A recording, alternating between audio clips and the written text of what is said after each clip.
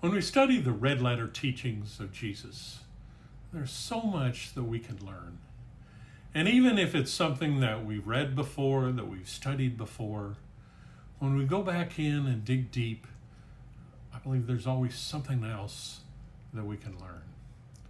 And one of those passages comes at the end of Matthew chapter 25, referred to as the final judgment, or the sheep and the goats.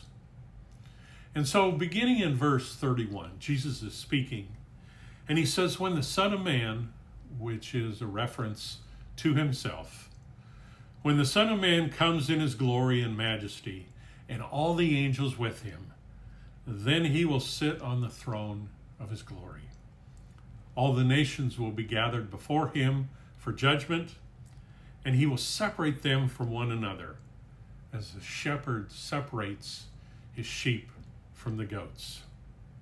He will put the sheep on his right, the place of honor, and the goats on his left, the place of rejection.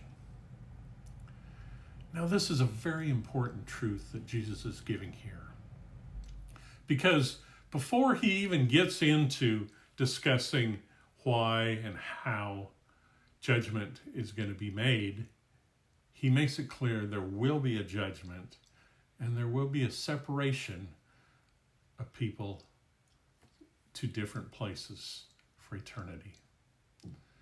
Now, this is hard for a lot of people to grasp, and I believe we can see several reasons for that. First of all, it's become popular to think that everybody is going to end up in heaven, that a loving God wouldn't send anyone to hell.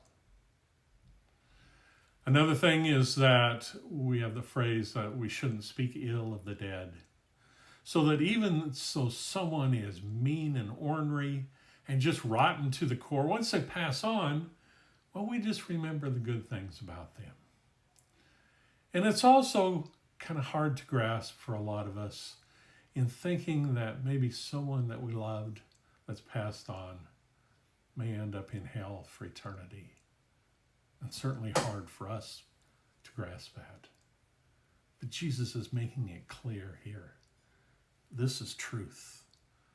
There will be a judgment and there will be a separation. The good news is that if we're following Jesus, we can join him in that place of honor.